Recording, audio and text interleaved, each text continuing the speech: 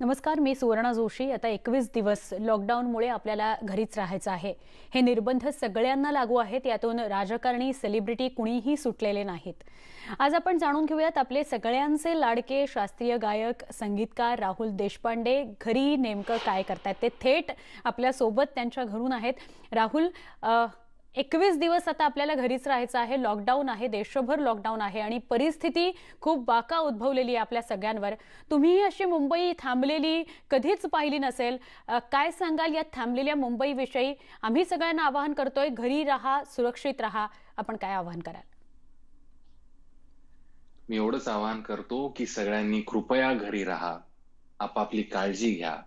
कारण आपल्याला अंदाज नाही, आपल्याला कल्पना नाही की हे किती सीरियस होऊ शकतं. हं. त्यामुळे आपण घरी राहणं हे सगळ्यात आता आपल्या स्वतःच्या हेल्थ करता महत्वाचं आहे. त्यामुळे कधी काही आपल्याला वाटलं बाहेर किती मोकळे रस्ते आहेत म्हणून आपण फोटो काढायला जातायत लोकं किंवा काही लोकं नुसतीच गर्दी करतायत. काही कॉलेजमधली मुलं एकत्र भेटतायत. सो असं प्लीज कृपया करू नका. किती सीरियस ही गोष्ट होणार आहे हे तुम्हाला कल्पना नाहीये. त्यामुळे हं. माझी कळकळीची विनंती आहे. मी राहतो पुण्यामध्ये. मी इसेन्शियल गोष्टींकरता काल बाहेर पडलो होतो.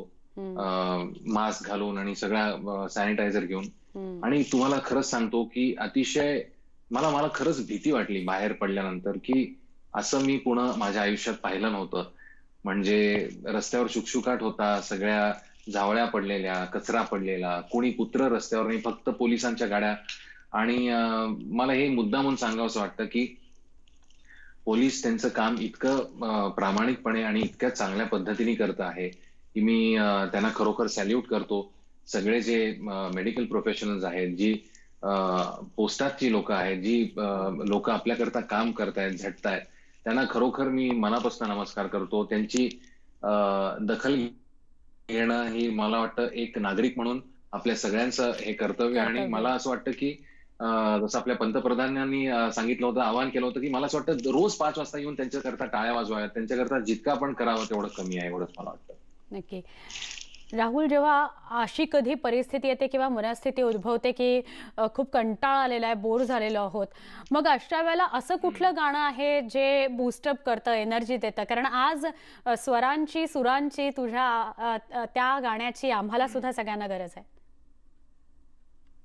खरं सांगू का? मी अ, गेले काही दिवस म्हणजे पंतप्रधानांनी 21 दिवसांचा बंद म्हणजे लॉकडाऊन पुकारल्याच्या आधी पण मला वाटतं 4-5 दिवस आपण घरीच होतो. हो. आणि मला खूप अवघड गेलं. मी अगदी हं. प्रामाणिकपणे सांगतो, की इतकी सवय झाली आहे अनेक वर्ष. म्हणजे मला आठवतंय मी जेव्हा शाळेमध्ये होतो आणि कॉलेजमध्ये होतो, तेव्हा मी स्वतःला घरी बसवायचो. साधारण सकाळी पहाटे 4:00ला मी रियाजाला बसायचो आणि 9:00ला उठायचो, काहीतरी खायचो, परत रियाजाला बसायचो. दिवसभर मी करायचो. हं. मला असं वाटतं, की मला त्या त्या एका अवस्थेत परत जायचं होतं, की रियाज केलेला नाही अनेक वर्ष जसा पाहिजे तसा मनाला मनाला म्हणजे मनासारखा रियाज नाही झालेला. मला वाटतं, की मला एक एक साधारण आठवडा गेला. खरं सांगू का, की ह्याच्यामध्ये परत एकदा यायला. हो. आणि मी परत एकदा 1, 2, 3 तास आता परत शांतपणे स्वतःकरता वेळ काढून रियाज करतोय. आणि माझा दिनक्रम असा आहे, की काही नाही उठल्यानंतर मी रियाज करतोय, घरामध्ये मदत करतोय. कारण आता बाकी कोणीच नाहीये. घर मोठं आहे. त्याच्यामुळे माझे आई-वडील 65 वर्षांच्या वरती आहेत. हं. आणि बायको आणि माझी छोटी मुलगी. त्यामुळे आम्ही सगळे मिळून स्वयंपाक करतो. आम्ही सगळे मिळून घर साफ करतो, घर पुसतो, घर झाडतो. आणि त्याच्यामध्ये जी एक मजा येते, मला वाटतं की ह्याच्यातली एक पॉझिटिव्हिटी आपण पॉझिटिव्ह साइड बघायला पाहिजे, की सगळे परत एकत्र आलेलो आहोत आणि एकत्र बसून गप्पा मारणं किंवा एकत्र बसून जेवणं, ही जी एक गोष्ट अतिशय माझ्या आयुष्यामध्ये दुर्मिळ किंवा दुरापास्त झाली होती, ती परत मला अनुभवायला मिळते. याचा मला हं. आनंद होतोय आणि अर्थात संगीत माझ्याबरोबर आहे. हो. याच्यासारखा दुसरा आनंद नाही. कारण संगीतामुळेच मी आहे आणि त्याच्याकरताच मला असं वाटतं, की माझा जन्म झालाय. त्यामुळे मी परत एकदा कुमारजींचं गाणं ऐकायला लागलोय. परत एकदा आजोबांची गाणी ऐकायला लागलोय. त्यामुळे पण तू ही पण तू एक खूप मोठी राहुल, आम्हाला पॉझिटिव्ह गोष्ट काहीतरी आहे. आत्ता ऐकव ना. असं काहीतरी जे खरोखर एनर्जी तुम्हाला देऊन. हं. मला वाटतं, की कोणचंही तुम्हाला जे गाणं आता ऐकावंसं वाटतंय ते मी ऐकवीन आता. कारण मला वाटतं, की संगीतामध्येच ती एनर्जी आहे. मग ते कोणतंही गाणं असो. तुम्हाला तुझं तुझं एक मिनिट, सगळ्यात माझ्याकडे आवडतं इथे गाणं. तानपूर आहे. मला सगळीच गाणी आवडतात, मला असं काही हे नाही, पण मी तुम्हाला जे आवडतं गाणं ते मी ऐकवतो. कट्यारच्या नाटकातलं गाणं आहे. गे छंद मकरंद प्रिय मिलिंद, मकरंद प्रिय मिलिंद, मधुसेवना नंद स्वच्छांद धुंद, गे छंद मिटता कमल दल, होय बंदी भृंग परी सोडिना, ध्यास गुंजनात दंग, गे गे गे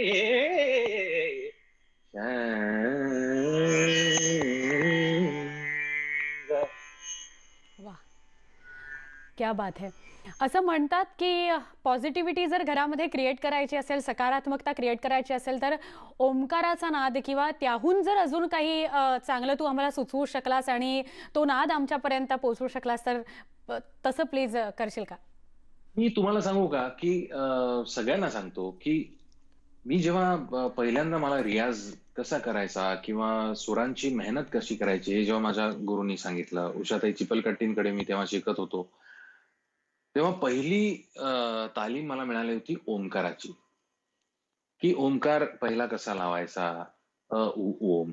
तो मला वाटतं की मी रोज ओंकार लावतो आणि त्याने एक मनःशांती मिळते. मला असं वाटतं की सुरांमध्ये आपण स्वतःला विसरतो. स्वतःला विसरणं हीच सगळ्यात महत्त्वाची गोष्ट आहे. आणि त्याच्यामुळे आपल्याला काय म्हणतात त्याला, एक एक कनेक्शन मिळतं, की स्वतःला आपण विसरलं, की आपण स्वतःकडेच त्रयस्थाच्या प्रमाणे आपण बघू शकतो.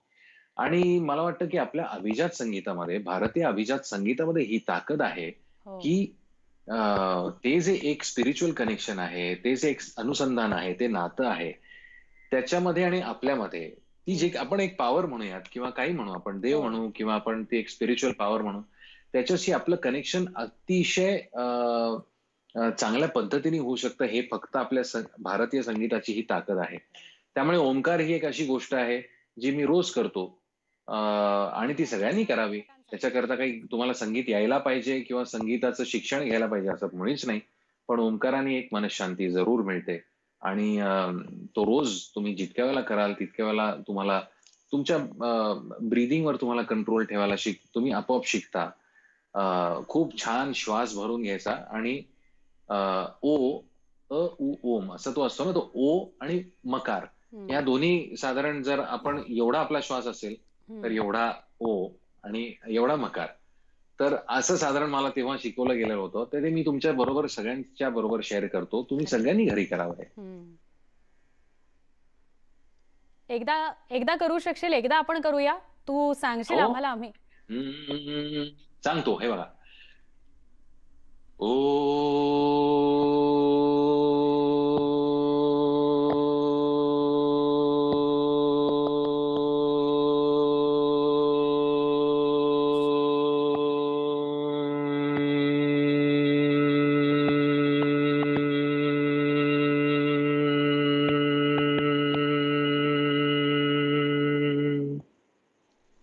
वा. जितका मी तुमचा ओमकार श्वास हो. टिकतो, तितका तुम्ही करा. हम्म.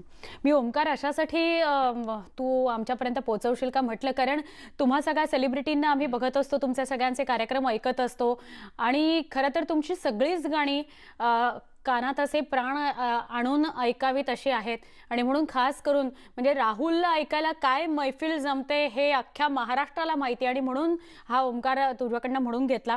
अ, एक एखादं असं वसंतराव देशपांडेंचं एखादं गाणं किंवा एखादी चीज तू आमच्यासाठी म्हणशील का, की जी सातत्यानं तुला म्हणावीशी वाटते किंवा ज्या ज्या वेळेला ती तू म्हणतोस त्या त्या वेळेला नव्यानं ती उलगडते? मला वाटतं की परत एकदा शास्त्रीय संगीतामध्ये स्वराला एवढी ताकद आहे ना, की हम्म. प्रत्येक वेळेला ती बंदिश तुमच्या समोर वेगळा चेहरा घेऊन येते. प्रत्येक वेळेला ती तुम्हाला काहीतरी वेगळं सांगते. आणि ते हुडकणं मला वाटतं की प्रत्येक गवयाचं किंवा कलाकाराचं एक काय म्हणतात त्याला, की त्याच्याकरताच त्याचं जगणं आहे. की हम्म. प्रत्येक खेपेला ती मला म्हणून सारखं-सारखं असं वाटतं की भारतीय शास्त्रीय संगीतात एवढी ताकद आहे की तीच रागिणी, तोच राग जेव्हा त्याच्यातली एखादी बंदिश तुम्ही प्रत्येक वेळेला गाता. आता भीमसेनजींनी साधारण जे आपल्याला माहीत असलेले राग आहेत, ते आयुष्यभर त्यांनी इतक्या वेळेला गायले, पण प्रत्येक वेळेला ते नवीन वाटले. हो. कुमारजींचं हेच आहे, वसंतरावांचं हेच आहे, रामभाऊ मराठे. सो मला असं एक आजोबांचं सुचत नाही, पण आता जे सगळ्यांना आवडते अशी एक बंदिश मी तुम्हाला ऐकवतो. हं. हम्म, ए अलबेला वाह! सजन आयो रे, अलबेला सजन आयो रे, मोरा मन अत सुख पायो रे, मोरा मन अत सुख पायो रे, अलबेला सजन सजन आयो रे, अलबेला अलबेला सजन आयो अलबेला. मी म्हणतो ना प्रत्येक वेळेला वेगळं येतं की काहीतरी केहन त्याच्यातली असते, ते हं. सुचतं, त्याच्यातली सुरावट सुचते. मंगल गावो चौक पुरावो, मंगल गावो,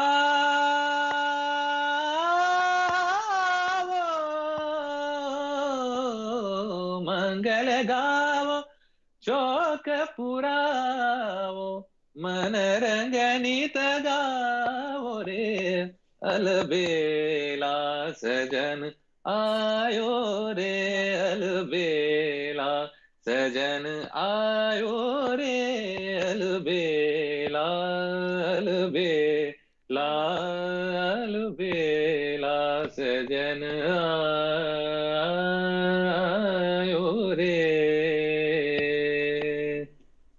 वाह! सध्या सगळ्या घराघरांमध्ये इतकी भीती आणि इतकी अस्वस्थता या कोरोनाने निर्माण केली आहे, की या आवाजाची साथ आहे, त्याने कुठेतरी शांतता आमच्यापर्यंत पोहोचेल म्हणून हा संवाद. राहुल, तुझ्याशी एक छोटासा ब्रेक घेऊया आणि लगेच पुन्हा या संवादात सामील होऊया. पहा फक्त न्यूज 18 लोकमत.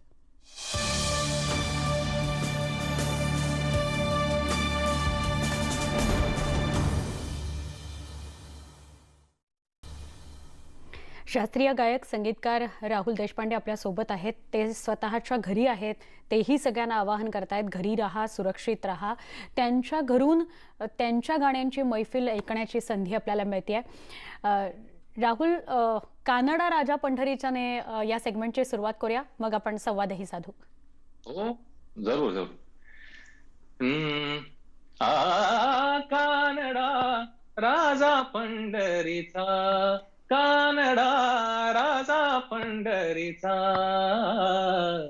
वेदा नाही नाही कळला, वेदा नाही नाही कळला, अंत पारयाचा, कानडा राजा पंढरीचा, कानडा राजा पंढरीचा. वाह, क्या बात है.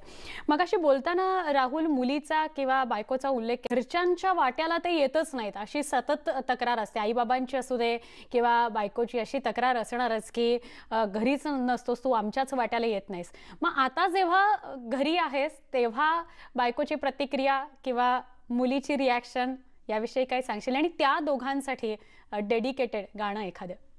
त्यांना ना खूप आनंद होतोय की मी घरी आहे, किंवा एस्पेशली रेणुकाला. नेहाला सवय झाली आहे, हम्म. पण रेणुकाला इतकं छान वाटतंय की मी ती जेव्हा उठते तेव्हा मी असतो.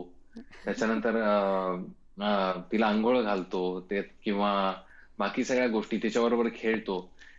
त्यामुळे दिवसभर आम्ही दंगा करतोय, मस्ती करतोय, आम्ही कॅरम खेळतोय, बरेच आम्ही फुटबॉल खेळतोय घरातल्या घरामध्ये, क्रिकेट खेळतोय, बॅडमिंटन खेळतोय. सो तेच म्हणलं ना की बॉन्डिंग करायला खूप म्हणजे चांगल्या अर्थाने खूप मजा येते. आणि अशा पद्धतीने मी कधीच घरी राहिलेलो नाहीये आतापर्यंत.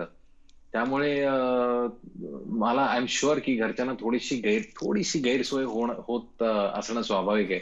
की अरे बापरे, हा इतके दिवस. कारण मला आठवतंय मी जेव्हा लहान होतो, हम्म. मी आणि माझी बहीण, तेव्हा माझे वडील साधारण महिन्यातनं एक 15 ते 20 दिवस बाहेर असायचे, आणि ते बाहेर अरे गेले वा. की आम्ही असे जल्लोष करायचो, कारण आम्हाला खूप धाक होता वडिलांचा. हम्म. पण ते आले, त्यांची स्कूटर वाजली की आम्ही जे काय आहे ते सगळं काम टाकायचो आणि असे अटेन्शन मध्ये बसायचो. हम्म. त्यामुळे मला कल्पना आहे की असं होऊ शकतं. सो आता काही त्यांना सुटका नाही, 21 दिवस तर मी नक्कीच घरी असणार आहे. त्या दोघांसाठी एक गाणं. त्या दोघांसाठी एक गाणं. माझ्या बायकोचं हे फेवरेट गाणं आहे. हा. कारण मला आठवतंय, मी जेव्हा आमचं लग्न ठरलं होतं तेव्हा मी तिला विचारलं होतं, तुला सगळ्यात कोणतं गाणं आवडतं? तर तिने मला हे गाणं सांगितलं होतं. मला गातानाही हसायला येतं. हम्म, तुझ्यात जीव गुंतला, तुझ्यात जीव गुंतला, कळेल का कधी तुला, हसायलाच येतं. कळेल का कधी तुला, कळेल का कधी तुला, तुझ्यात जीव गुंतला. सो हे मला हसायला येते कारण मला नेहा हे गाऊन दाखवायची, त्याच्यामुळे थोडंसं हसायला येते. नाही, पण या निमित्ताने आपण आपल्या प्रेक्षकांना सांगूया की धावपळीच्या सगळ्या शहरांमध्ये आपण या सगळ्या जुन्या आठवणी काढायला विसरलो आहोत. आता दुर्दैवाने म्हणा किंवा सुदैवाने म्हणा ही वेळ आली आहे, तर आपण या सगळ्या आठवणी आठवूया आणि प्रत्येक दिवस छान घालवूया. कोरोनाशी आपल्याला लढायचं आहे. राहुल, पुन्हा संवाद साधूया. एका छोट्या ब्रेकसाठी पुन्हा थांबतोय. पहा फक्त न्यूज 18 लोकमत.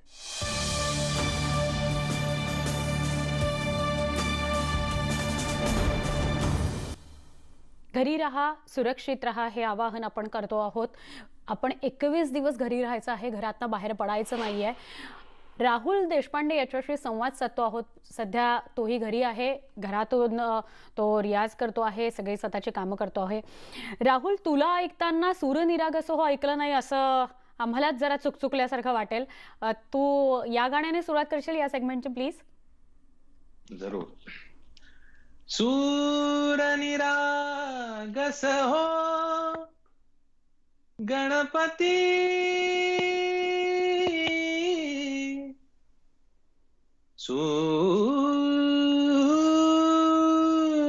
सूरनिरागस हो, सूरनिरागस हो गणपती, सूरनिरागस हो, शुभ नयना करुणामय गौरी हर श्रीवरद विनायक ओंकार गणपती, ओंकार गणपती, अधिपती सुखपती छंदपती गंधपती, लीन निरंतर हो, लीन निरंतर हो, सूरनिरागस हो, सूरनिरागस हो गणपती, सूरनिरागस हो. वाह, सुंदर. हल्ली सगळंच डिजिटल इतकं माध्यम झालंय किंवा विश्व झालंय की कोणीही आपल्या मोबाईलवर एखादा व्हिडिओ तयार करतं आणि तो यूट्यूबवर अपलोड करतं, किंवा आपला स्वतःचा यूट्यूब चॅनल सुद्धा खूप लोक काढतात किंवा तसा विचार असतो त्यांच्या मनात. सध्या राहुल, तुझाही नव्यानं यूट्यूब चॅनल आलेला आहे, तर त्या चॅनलविषयी आम्हाला काय सांगशील? आणि तिथे आता आम्हाला वेगवेगळ्या फॉर्म्समध्ये तुला ऐकता येणार आहे का? मी काय ना, मला खूप वेळ होता, त्याच्यामुळे मी एक दिवस असंच कोणीतरी मला सांगितलं की राहुल दादा, तू युट्यूब चॅनल का नाही चालू करत तुझा? म्हणून मी युट्यूब वरती गेलो, माझा चॅनल काढला. मृगनयना किंवा अजून काही काही गोष्टी ज्या मी कधी माझ्या कार्यक्रमाची रेकॉर्डिंग मागवत नाही, पण या काही जी रेकॉर्डिंग माझ्याकडे होती ज्याच्यातली जरा बरी मला अशी वाटली होती, ती मी हळूहळू अपलोड करायला लागलो, जी लोकांनी ऐकली नाहीत बाकी. सो त्याच्यानंतर मी ऑडिओ ब्लॉग्स करायचो. मला आठवतंय की IBN लोकमतनेच एक मोठी स्टोरी केली होती त्याच्यावरती. ते ब्लॉग्स मी युट्यूबवर टाकले.